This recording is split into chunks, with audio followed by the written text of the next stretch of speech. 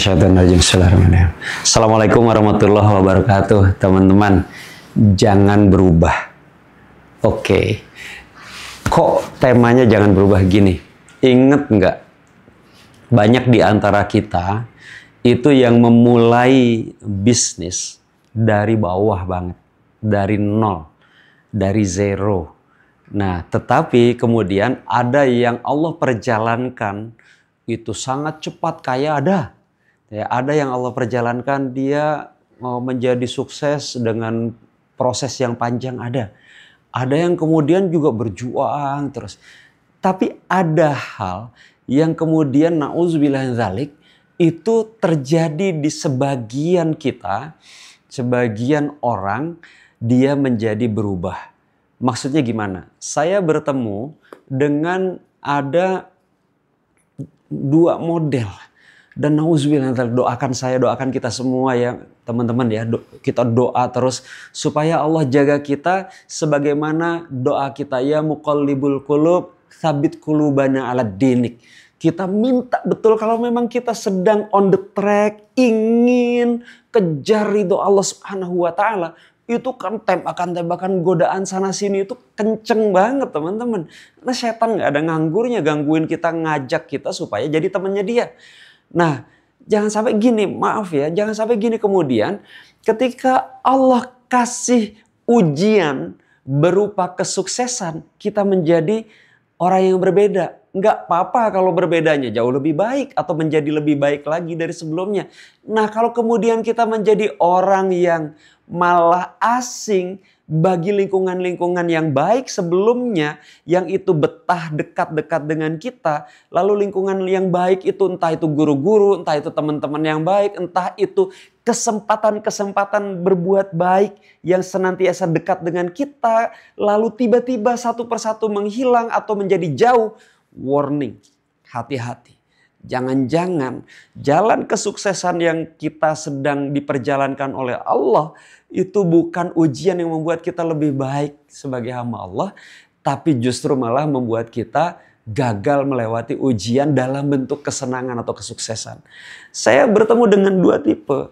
Dulu waktu masih ketemu dia udah hebat, udah sukses hebat, tapi masih oke lah, canda-canda gitu, ketemu, biasa itu normal.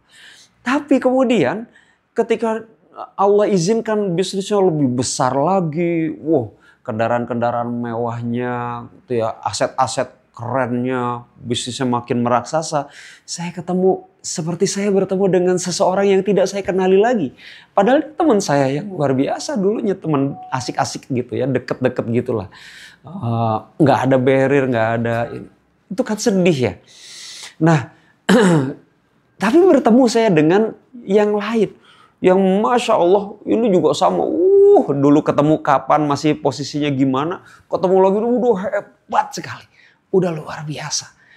Tapi ketemu masih dari dulu sampai sekarang kalau ketemu. Gitu ya. Seru. Itu kan kita juga seneng ya. Nah na'udzubillah jangan sampai kita semua juga berubah. Nanti kemudian kita menjadi orang yang asing. Saya belajar teorinya belasan tahun yang lalu. Bagaimana gestur itu bisa dilatih. Makanya kalau teman-teman perhatikan ada pejabat publik, orang-orang sukses, itu biasanya gayanya kalau noleh itu pelan. Gitu. Pak Riza, siapa ya? Wah gitu kan, siapa ya? Kita pernah kenal. Sedihnya luar biasa kan. Nah, memang teori itu ngajarin gini, coba lebih terhormat mana orang yang mengangguknya menolehnya pelan sama yang ngangguknya sama nolehnya cepet banget gitu. Misalkan Pak Oo misalkan gitu ya. Iya Pak, sini Pak Oo. Iya Pak, ada apa Pak? Tolong beliin lotek ya, nggak pakai cabe, jangan pedes gitu ya. Kerupuknya dipisah misalnya gitu. Nah kelihatan kan. Yang satu misalkan Pak Riza, jangan, itu contoh yang jelek. Pak Dodol misalkan gitu ya, Pak Dodol misalkan. Ya, Pak Dodol ini ada program yang dulu gini-gini. Oke, baik, siap. Diatur. Saya belajar, saya tahu itu. Bagaimana kemudian ada model yang kita bisa ambil sebagai bentuk gambar siapa kita, karena itu sudah kayak apa ya? Kayak kita itu, aduh, kalau makan misalkan di tempat makan yang gimana, ada garpu di mana, itu kan ada aturan mainnya ya, manner. Nah, itu gesture pejabat, perhatiin kalau presiden ketemu, coba ngangguknya pelan ya, gitu ya, senyumnya, kalau di publik, itu semua memang diatur, ada manner yang kemudian mengatur ciri-ciri orang sukses, gitu ya. Nah, ada gitu. Nah, itu sebab kenapa kemudian ada orang yang piawai membaca, mengerti itu, dia bisa mengatur gestur supaya dia dikenali, direcognize sebagai orang sukses untuk kemudian dia memang menjadi sukses menipu. Nah, ini jangan sampai berubah, oke? Jangan sampai berubah. Tetaplah menjadi hamba Allah yang kita insya Allah minta sama Allah on the track. Beneran ini cuma kendaraan di dunia untuk kita dapetin ridho Allah Subhanahu wa taala. Jadi pebisnis, mau kita sukses banget. Mau kita kaya raya banget gitu ya, nggak ada masalah. Itu urusannya itu dunia.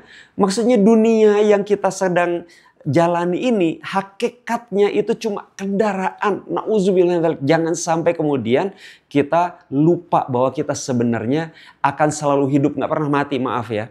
Dari alam ruh, kemudian di rahim, kemudian di dunia, nanti pindah, kan cuma pindah alam aja, pindah dari alam mana, pindah dari kemudian ke rahim, alam rahim, kemudian pindah ke alam dunia, nanti pindah ke alam barzah, terus pindah ke alam akhirat. Apa bedanya? Cuman pindah, cuman kan kita sekarang dalam kesadaran hidup di dunia. Nah, seringkali kita lupa hakikatnya kita akan bertanggung jawab nanti di akhirat, dan kita hanya selamat kalau Allah ridho dan Allah ngasih kita rahmat. Wallahu a'lam bishawab. Terima kasih. Assalamualaikum.